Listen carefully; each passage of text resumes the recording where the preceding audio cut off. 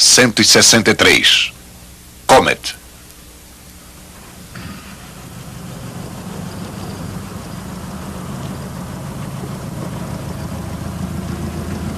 O general George S. Patton falava que guerras eram travadas com armas, porém ganhas pelos homens. Esses sentimentos davam provavelmente pouco consolo aos primeiros pilotos aliados a enfrentar o Messerschmitt Me-163 Comet. Com uma velocidade máxima de 998 km por hora, o Comet fazia jus ao seu nome, sendo o avião mais veloz da Segunda Guerra Mundial. 40 anos depois, os canhões silenciaram e o mundo agora é um lugar bem diferente. Contudo, no Museu Aeronáutico da RAF em Gosford, a história ainda está viva. Embora o regime defendido pelo Comet há muito tenha sido desconsiderado, a tecnologia por ele inaugurada se tornou parte integral da vida moderna. A aliança entre o poder de foguete e a asa enflechada foi um prenúncio de formas futuras. Chamado pelos ases escolhidos para sua pilotagem de ovo propulsionado, o 163 continua sendo o único caça lançado por um foguete a ter entrado em combate.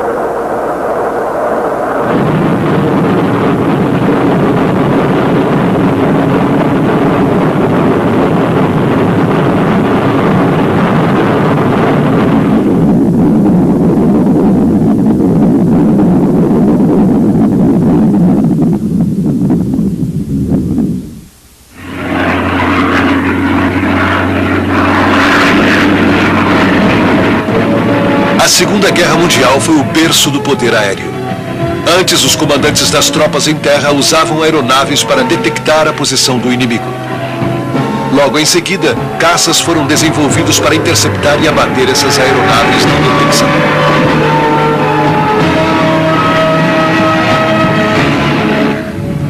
Após o cessar-fogo, o Tratado de Versalhes impôs severas restrições à Força Aérea Alemã. Restrições essas que indiretamente levaram à tecnologia do Comet. O tratado não mencionava formas alternativas de propulsão, como por exemplo foguetes. Na época, foguetes não eram levados a sério. Eram apenas artifícios para chamar a atenção durante os turbulentos anos da década de 20. Na Europa e na América, foguetes eram acoplados a qualquer objeto imaginável, na certeza do impacto desejado.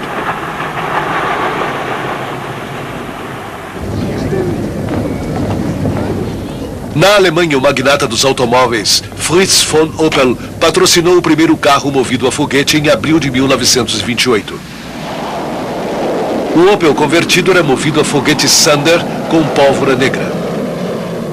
Sob a direção do especialista em foguetes Maximilian Valier e dirigido por Kurt Volkhardt, o carro alcançou 113 km por hora. Logo em seguida veio o Opel Hack II, de melhor aerodinâmica e equipado com 24 foguetes Sander de combustível sólido. Em maio de 1928, com o próprio Opel ao volante, o carro atingiu a velocidade máxima de 210 km por hora. Precisava de asas inversas para manter a aderência e havia pouco controle de velocidade e resistência limitada. Mas a nuvem de poeira no seu vácuo era exatamente o que Opel queria que as câmeras registrassem. Os foguetes Sander com pólvora negra foram desenvolvidos a partir de foguetes marítimos de salva-vidas. Ignição controlada e segura era uma raridade. Para amenizar os problemas de direção, a equipe de Opel construiu um carro sob trilhos. As cápsulas cilíndricas eram de construção bastante primitiva e amontoadas na traseira do veículo. O carro tinha que resistir a temperaturas extremas por causa da queima desigual e descontrolada.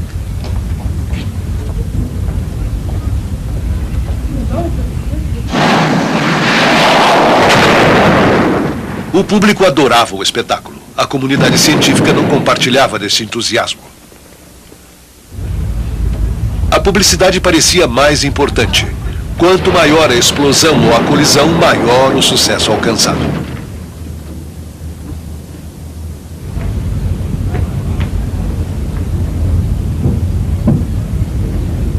Maximilian Valier, o especialista de Opel, fazia suas próprias experiências. Valier tinha muitos adeptos que liam avidamente seus escritos sobre viagens espaciais movidas a foguetes. Mesmo assim, muitas de suas experiências terminavam em desastre. Domar o foguete não se mostrava tarefa tão simples. Com o tempo, o público se deu conta que se tratava apenas de um artifício de propaganda. Na opinião de muitos, a falta de controle de foguetes de combustível sólido e a loucura não eram lá muito diferentes.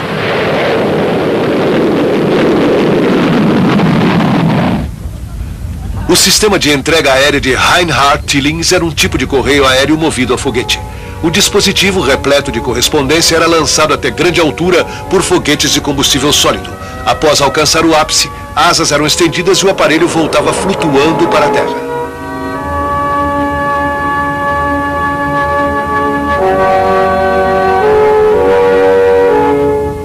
Na Alemanha, Gerhard Zucker, com a ajuda dos recém-impossados socialistas nacionais, demonstrou uma grande cápsula para correspondência movida a foguete.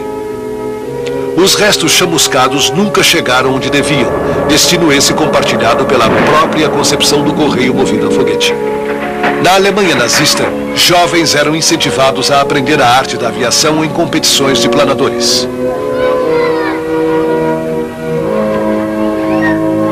Os jovens se tornavam adultos e os planadores se desenvolviam. Sutilmente iniciava-se o treinamento de uma nova geração de pilotos. Em 1935, Hitler finalmente apresentou a Luftwaffe em flagrante desrespeito ao Tratado de Versalhes.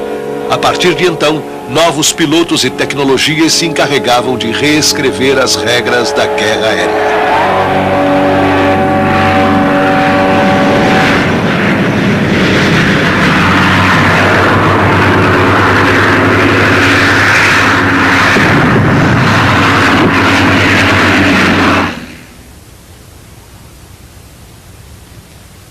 Junto com os pilotos iniciados nos planadores, nascia também uma nova geração de projetistas de avião.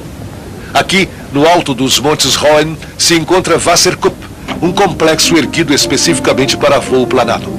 Antes da Primeira Guerra Mundial e muito antes da ascensão de Hitler ao poder, era o centro para voo planado na Alemanha. Nos anos 20, o esporte cresceu muito. Planadores de todo tipo levantavam voo deste ponto alto na Alemanha Central. De todos os projetistas, Alexander Lippisch era um dos mais criativos e respeitados. Pioneiro do planador de baixa resistência ao avanço e sem cauda, eram seus os projetos mais excitantes. Não demoraria muito para que, além dos esportistas, outras pessoas se interessassem pelas novidades. Em 1928, a paixão de Fritz von Opel mudou de carros movidos a foguete para voos propulsionados a foguete. Surgiu então um problema não antes encontrado com um carro. As superfícies das asas de um avião convencional se situavam diretamente no caminho do empuxo do foguete.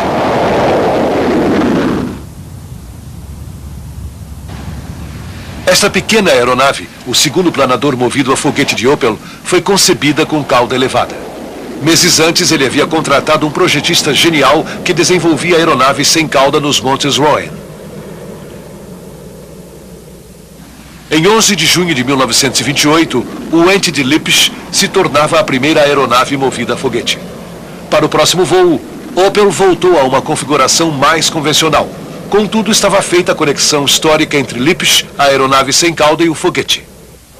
Enquanto isso, em 1930, Max Valier iniciou pesquisas sobre carros com foguetes movidos a combustível líquido. Sem deixarem de ser perigosos, combustíveis líquidos aumentavam o controle sobre o foguete. Em maio de 1930, durante a observação de um motor com foguete movido a combustível líquido, Valier foi atingido no coração por fragmentos da explosão do motor, morrendo em seguida. Os sistemas movidos a combustível sólido foram abandonados em favor de propelentes líquidos. A Walter Company criou um sistema movido a peróxido de hidrogênio. A Luftwaffe se interessou pelo projeto e de fato usou o sistema chamado de Rato, Unidade de Auxílio à Decolagem, para auxiliar na decolagem de bombardeiros durante a guerra.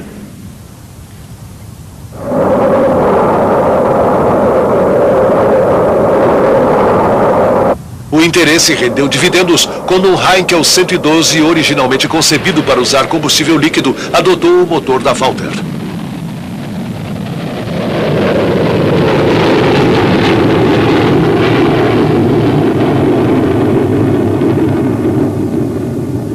A medida que crescia a confiança neste motor, muitos começavam a acreditar no seu potencial como motor principal de uma aeronave, e não apenas como unidade auxiliar.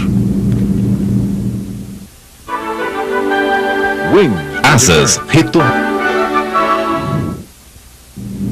Churchill chamou a Segunda Guerra Mundial de Guerra dos Gênios. Pela primeira vez, a ciência ocupava um lugar de honra. Com as ameaças de guerra cada vez mais fortes, a Luftwaffe iniciou um novo projeto: a construção de um caça movido a foguete.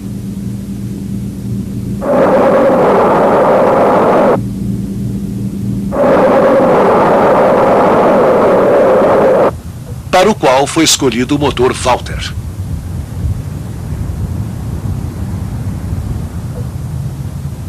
O motor Walter havia sido aperfeiçoado e usava agora um novo combustível formado por 2 ingredientes. Com o motor do foguete bem adiantado, cabia aos projetistas da Luftwaffe achar uma estrutura de avião adequada. Lipsch foi contactado. Este é um dos modelos de teste construído pelo Dr. Alexander Lipsch, um caça-leve sem cauda cujo projeto radical não inspirava muito entusiasmo.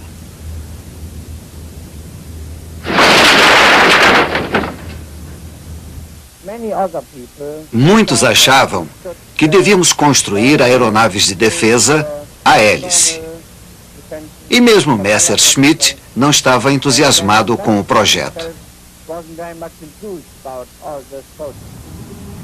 Mesmo assim, Messerschmitt abraçou a concepção e a Luftwaffe sancionou o desenvolvimento do primeiro caça sem cauda movido a foguete. O modelo ficou conhecido como MS-163A. O projeto X era de segurança máxima. Essas telas foram usadas para ocultar o modelo A. O primeiro Comet é trazido ao hangar onde Lipsch e sua equipe trabalharam por muitos meses na preparação desta pequena aeronave. O primeiro voo foi adiado várias vezes porque o motor Walter ainda não estava pronto.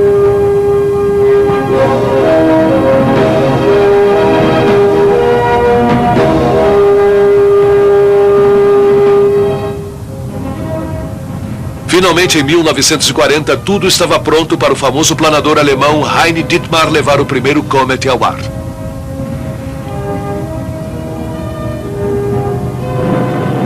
O problema dos motores a foguete naquela época era a sua resistência limitada. Havia um tremendo empuxo inicial e uma incrível razão de subida, consumindo todo o combustível em poucos minutos. Daí em diante, o retorno seguro dependia da competência em voo planado.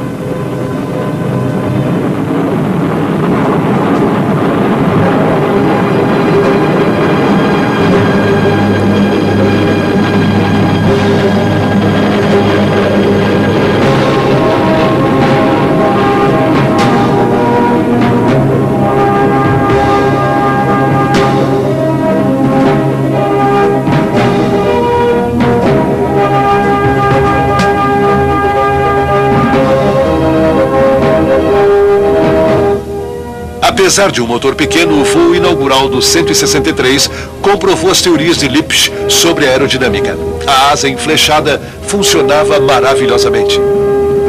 Paralelamente a esses primeiros ensaios, foram concebidos motores maiores para usar os novos combustíveis C-Stoff e T-Stoff. Além da confiança, havia também certos temores. Um só piloto, Dittmar, personalizava toda a experiência de voo adquirida no decorrer do projeto. O entusiasmo da Luftwaffe pelo MS-163 e vários quase acidentes pediam a nomeação de um segundo piloto.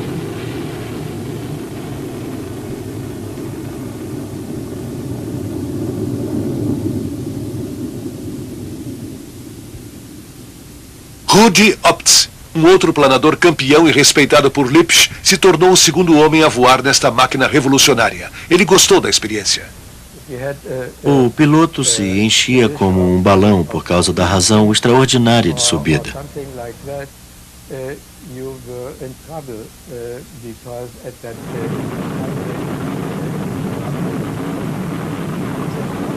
Enviávamos todos os pilotos aos picos mais elevados da Alemanha, até aquele hotel lá em cima, para que durante 3 semanas se acostumassem às altitudes.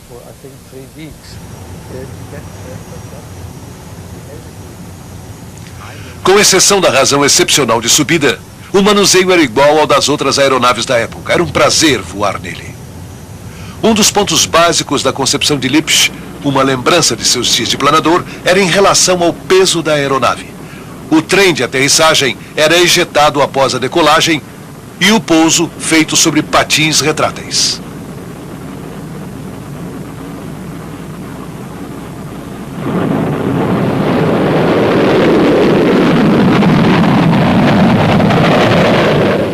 A decolagem não era sem risco, já que o impacto do carrinho podia furar os tanques cheios de combustível volátil.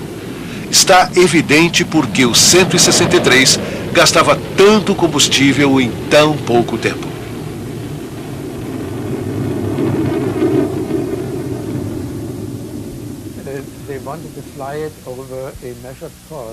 O plano era um voo medido ao longo do Mar Báltico, acompanhado de outras aeronaves para verificar a velocidade. Até então, os 3 primeiros voos haviam sido apenas de subida. Durante o teste de velocidade, o Comet foi rebocado até a altura indicada, reservando combustível para o teste de velocidade. Dietmar pilota o 163 com Opts no rebocador. Este modelo estava equipado com um motor com um empuxo de 750 quilos, quase 2 vezes a potência anterior. A aeronave excedeu a incrível marca de 1000 km por hora, excedendo, porém, os limites de sua concepção.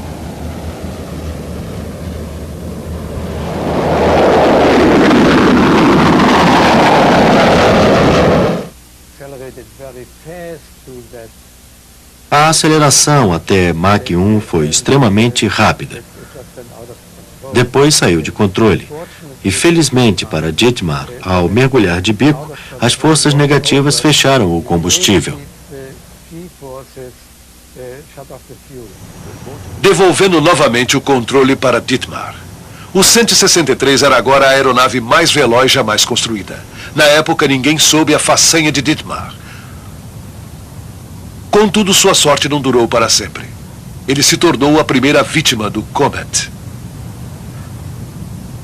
O assento estava diretamente sobre os patins, uma estrutura bastante rígida, sem folga e sem almofada para amortecer o impacto.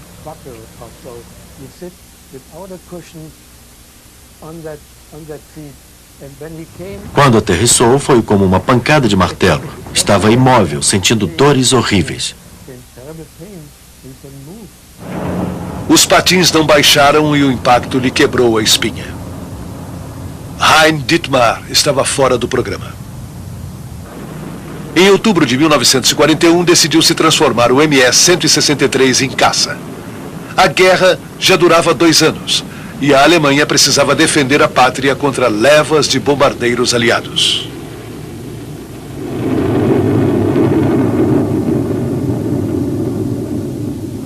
Mesmo antes dos bombardeios sistemáticos diurnos, a indústria alemã já pagava um preço insustentável.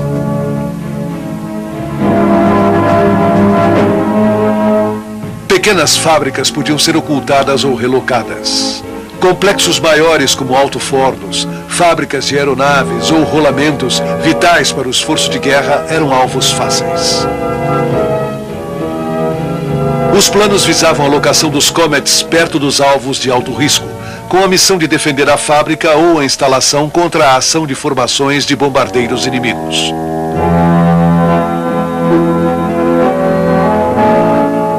Em meados de 1943, as incursões diurnas americanas com até 1000 bombardeiros e 700 caças de escolta castigavam duramente a indústria alemã. Não havia mais tempo a perder. Os Comets deviam entrar em ação.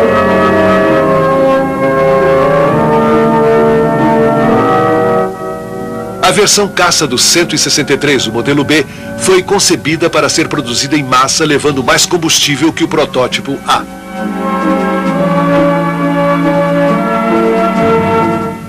No final da guerra, o capitão Eric Brown, da RAF, pilotou um MS-163B.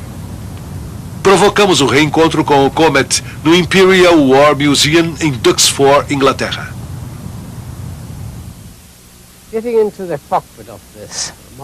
Entrar novamente na cabine desta notável aeronave invoca muitas memórias. Lembro-me bem da impressão que me causou. Achei-a pequena, mas elegante e extremamente letal. Não somente para o inimigo, como também para o seu piloto. Na cabine havia um tanque de gasolina T ao lado de cada perna. O piloto ficava literalmente preso num espaço muito pequeno entre dois tanques perigosos. Um verdadeiro túmulo de aço.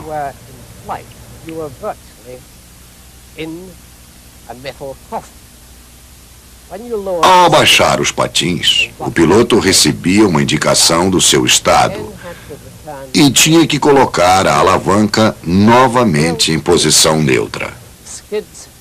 Se por acaso o piloto disso se esquecesse, os patins permaneciam sob compressão e o impacto na aterrissagem não seria absorvido, causando ferimentos graves em muitos pilotos. Ao exibir o avião depois da guerra, o engraçado era que muita gente estranhava a hélice, pensando que ela fosse a responsável pela propulsão da aeronave. Era de fato uma pequena hélice que tocava o gerador. Ao levantar voo, o carrinho era ejetado a uma altura de aproximadamente 5 metros do chão. A altura era crítica. O carrinho podia quicar de volta e se enganchar nos patins, caso fosse largado de uma altitude excessiva. Ou ainda perfurar um dos tanques de combustível localizados ao lado do piloto e na asa.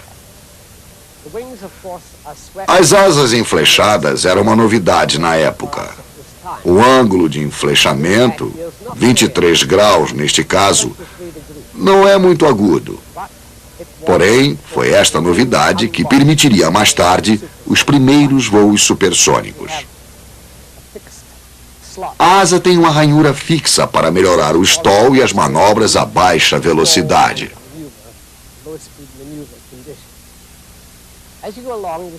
Aqui pode-se ver os patins por baixo da ponta da asa. A uma velocidade abaixo de 60 km por hora durante a aterrissagem, o piloto não era mais capaz de sustentar a asa via o aileron, de forma que eventualmente uma das asas vinha a encostar no chão. Apesar disso, o avião nunca se desviava para o lado e corria absolutamente em linha reta, mesmo com uma asa no chão. A cauda se compõe apenas de aleta e leme. Não há leme de profundidade ou estabilizador horizontal, apenas ailerões. Em outras palavras, o leme de profundidade e o controle do aileron são incorporados para a ação diferencial. Os caças aliados tinham uma razão de subida em torno de 1000 metros por minuto. Esta máquina alcançava 4.500 metros por minuto. Um avanço gigantesco em matéria de desempenho de subida.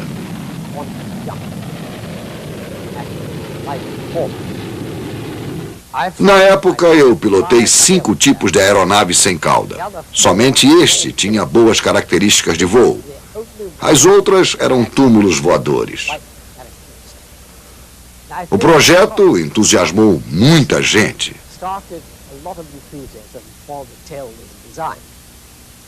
Mas somente Alexander Lippisch conseguiu implementar a ideia. Nem os americanos ou ingleses jamais construíram algo parecido com o Comet.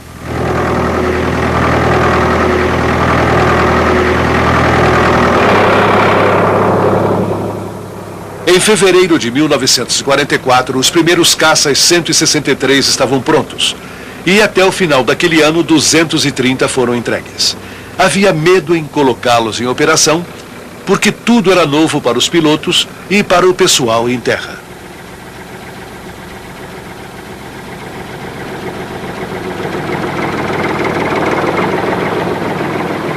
Os pilotos usavam macacões especiais para se protegerem contra o combustível.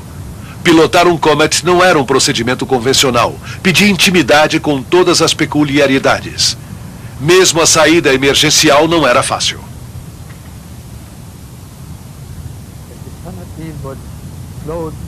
A cúpula ultrapassava a cabine em 1 polegada. Levávamos um cabo de vassoura para levantar o nariz da cúpula e causar seu desprendimento, tirando-a do caminho da espiral do vento. A Luftwaffe tinha planos detalhados para a pequena e ágil aeronave. Seu papel era crucial na proteção de instalações vitais alvejadas pelos aliados.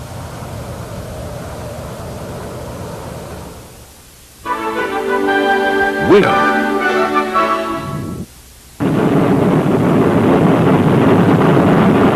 Ainda muito limitado em alcance, o Comet tinha um raio de ação de apenas 40 quilômetros e um tempo de voo de no máximo 10 minutos.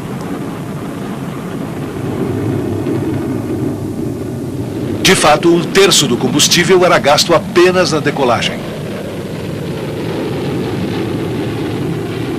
O resto era queimado durante a subida a uma razão de 75 metros por segundo. Ao alcançar a altitude operacional, restava menos que 2 minutos e meio para interceptar aviões inimigos.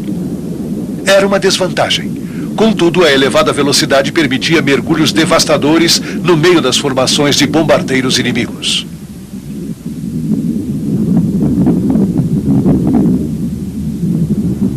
O ataque terminava depois de algumas rápidas passagens pela formação inimiga, deixando o Comet sem combustível para planar de volta até a base.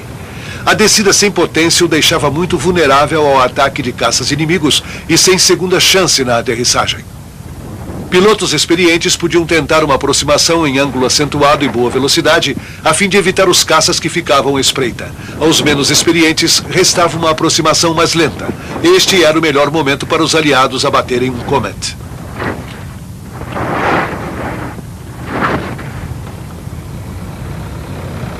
Unidades móveis de resgate, os Schleppers, estavam sempre prontos para remover rapidamente o Comet após a aterrissagem, imóvel e presa fácil para os caças aliados. O Comet era içado num caminhão e levado a local seguro.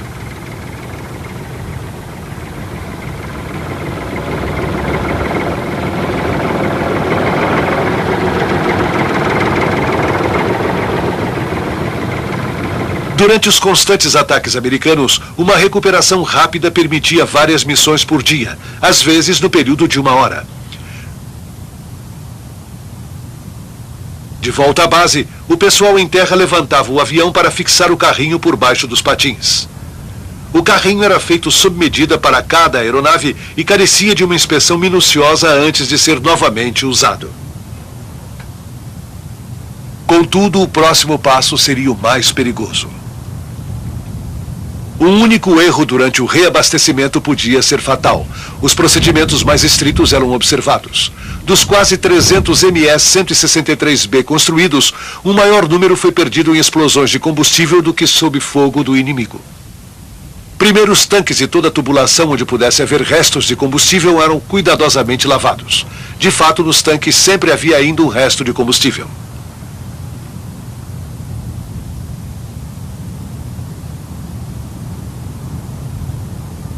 O processo de lavagem era vital, já que o motor avançado do Comet usava 2 tipos de combustível, C-Stoff e T-Stoff. Extremamente voláteis, o manuseio das substâncias químicas era crítico.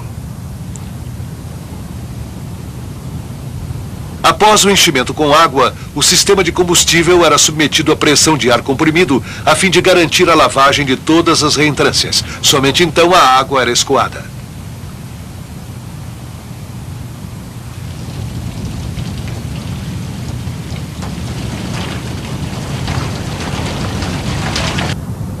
A próxima tarefa pedia ainda mais cuidado. Os 2 combustíveis, C-Stoff e T-Stoff, eram semelhantes, de forma que tudo tinha que ser bem identificado. Primeiro bombeava-se o tipo C, uma mistura de hidrato de hidrazina e metanol num tanque separado. Durante o processo, um fluxo constante de água era mantido para neutralizar qualquer derramamento. O caminhão-tanque com o tipo T somente se aproximava da aeronave quando o caminhão com o tipo C já estava bem longe. O tipo T, basicamente peróxido de hidrogênio, era manipulado por outro pessoal.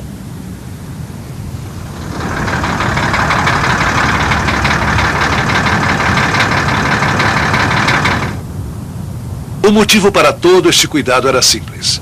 O menor contato entre as duas substâncias produzia resultados desastrosos.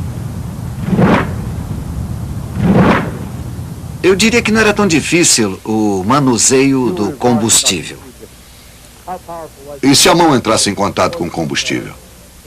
Bom, a pessoa se queimaria. Se colocasse o dedo dentro do combustível, só sobraria o osso. Era tão... Ah, sim, era como ácido muito concentrado. O tipo T era o mais perigoso. O contato com material orgânico causava sua ignição. Optz constatou isso quando, ao aterrissar seu 163, acabou num valão. O combustível vazou para dentro da cabine e penetrou nas luvas. O contato com sua pele incendiou o combustível. Eu estava em chamas, a mão estava queimando. O combustível havia penetrado o tecido e, ao entrar em contato com a pele, se incendiou. O nylon simplesmente grudou em mim.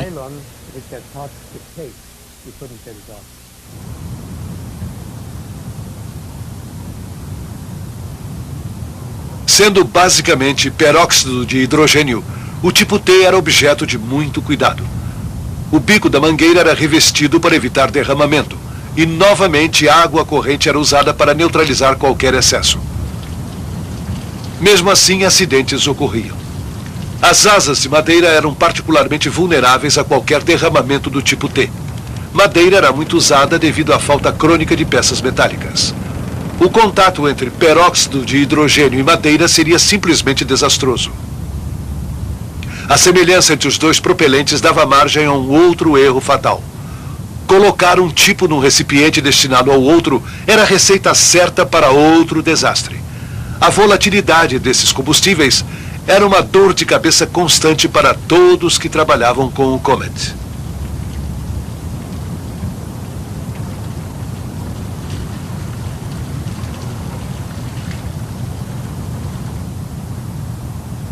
Após o reabastecimento, era feito um teste estático de motor com o 163 ancorado. Um empuxo entre 300 e 1000 quilos era produzido pela reação dos dois combustíveis na câmara de combustão.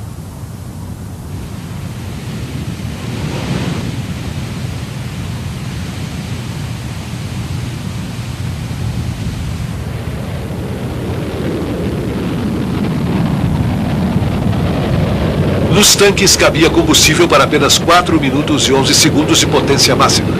Durante o teste estático e na ausência de ar de refrigeração, era borrifada a água sobre a área de exaustão do foguete.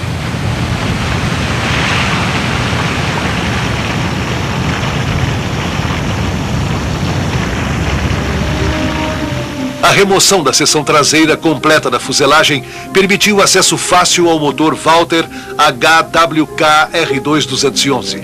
A câmara de combustão se situava na extremidade de um tubo de 1,5 metro ligado às bombas de combustível. A circulação do tipo C entre as paredes interna e externa garantia a refrigeração do motor, evitando que os gases extremamente quentes queimassem as suas paredes. Este arranjo de ligações permitiu que a forma aerodinâmica concebida por Lipsch alcançasse razões de velocidade e subida até então jamais realizadas.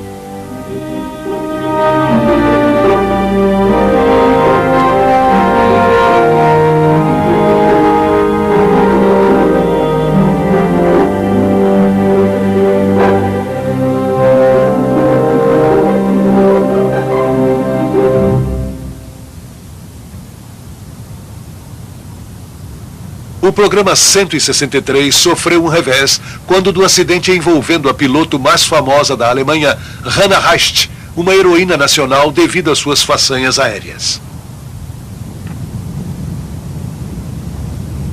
Em outubro de 1942, Heist usou seu prestígio para poder pilotar um 163. O carrinho não foi desligado adequadamente e Heist se feriu ao fazer uma aterrissagem de emergência. Foi uma ocorrência fatal para o programa.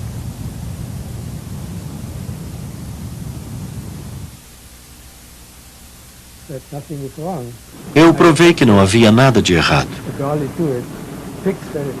Fixei o carrinho, prendi-o firmemente, pilotei e aterrissei.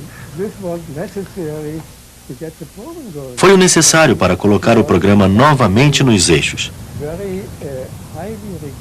Wright era muito estimada e o programa realmente corria perigo.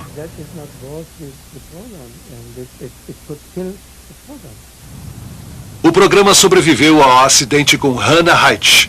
Mesmo assim, a relação entre Lipsch e Messerschmitt deteriorou e ele passou a se ocupar de outras tarefas.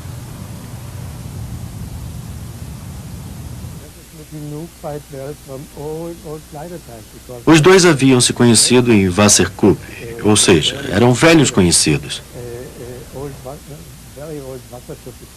E é claro que Messerschmitt permitiu que ele assim o fizesse.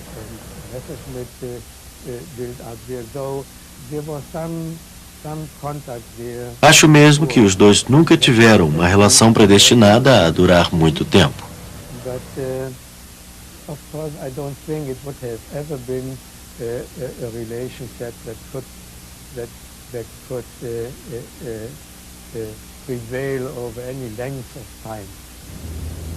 Lipsch se mudou para a Áustria sem perder seu fascínio pelo voo. Sua mente fértil continuou desbravando os mistérios da aviação, embora sua verdadeira paixão continuasse sendo os planadores e o voo planado.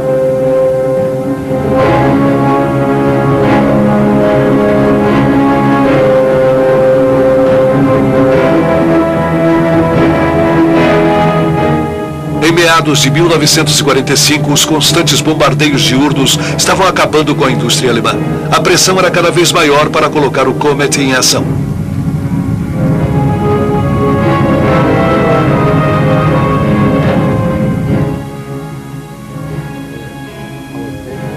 Os nossos voos de treinamento eram considerados uma perda de tempo, agora que o país estava sendo reduzido a escombros pelos bombardeios dos aliados.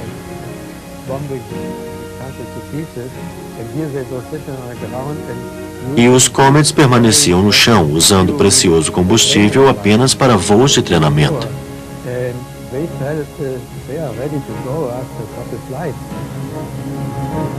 A ampliação dos bombardeios castigava até o limite instalações vitais para a sobrevivência da Alemanha. Sem essas instalações, o Reich estaria perdido. Havia finalmente chegado o momento para a entrada em cena do Comet.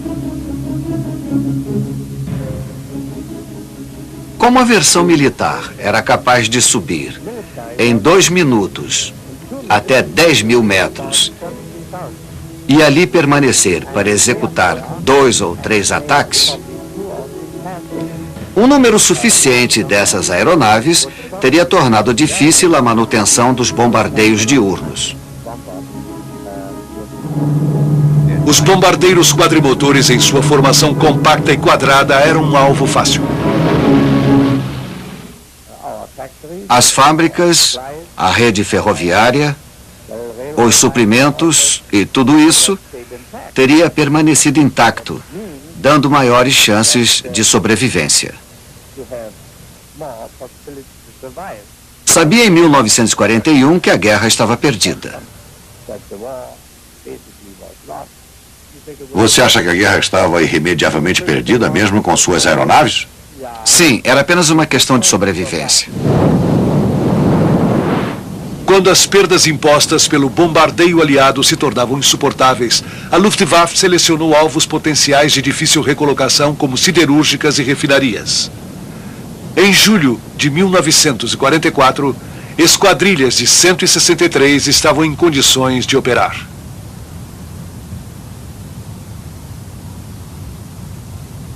Os 163 eram mantidos em constante prontidão, às vezes com os pilotos sentados na cabine esperando a chamada.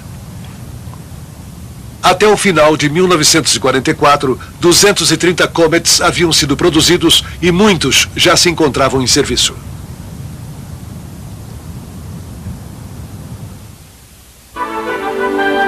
Wing. Para combater com eficácia as formações de bombardeiros americanos, a Luftwaffe tinha que prever com precisão o ponto de ataque. E mesmo assim, os seus interceptores convencionais ainda levavam pelo menos meia hora até chegarem ao ponto de encontro, muitas vezes após o estrago já ter sido feito. O Comet não tinha esse problema. Como uma aranha na sua teia, esperava apenas o ronco dos motores dos B-17.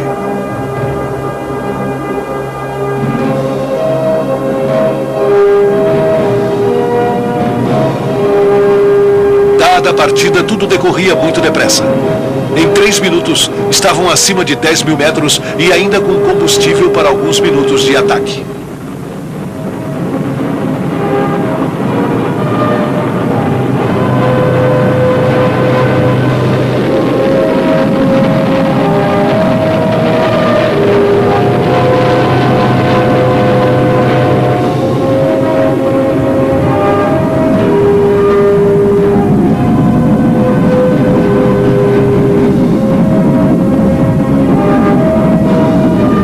A grande velocidade e o seu pequeno tamanho tornavam o Comet um alvo impossível para os atiradores americanos. Mas a velocidade também prejudicava a pontaria dos pilotos dos Comets.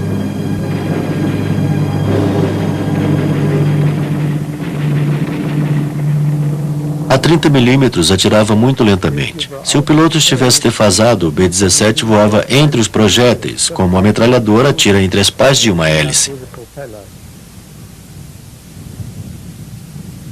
Os pilotos dos Comets enfrentavam a fase mais perigosa da missão, o voo planado de volta à base. Sem motor, havia apenas uma chance de aterrissar com segurança. Durante a descida, ficavam à mercê dos caças aliados.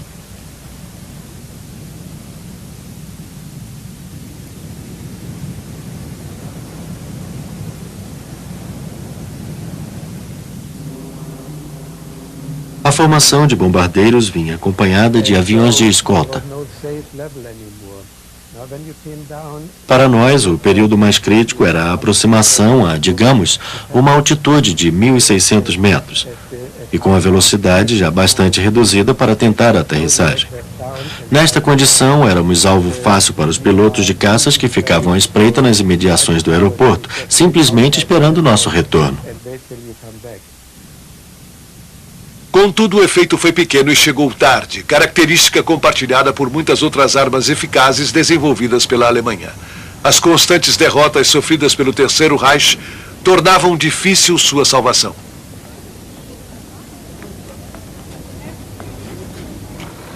O Comet nunca chegou a influenciar no resultado final da guerra. Mesmo assim, o projeto brilhante de Lipsch teve um tremendo impacto sobre a história da aviação e a vida moderna. Os aviões X do período pós-guerra, uma ligação vital com a conquista do espaço pelo homem, eram essencialmente baseados em propulsão por foguete. E como os Comets voltavam à Terra em voo planado. As linhas do Concorde apontam diretamente para o trabalho de Lipsch, o pai da asa em delta.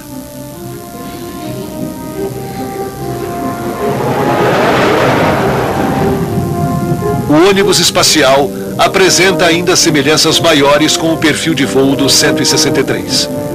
Possui asa em delta sem cauda. Usa uma superpotência de foguete para se lançar no espaço, bem além da atmosfera terrestre, e depois volta planando para a Terra. Após a guerra, Lipsch se fixou na América, onde sua genialidade era bem reconhecida. Em 1965, fundou a Lipsch Research Corporation. Mesmo recolhido ao lar, Lipsch não se separava de seu trabalho. A sua paixão pela aviação somente se extinguiu com sua morte em 1976.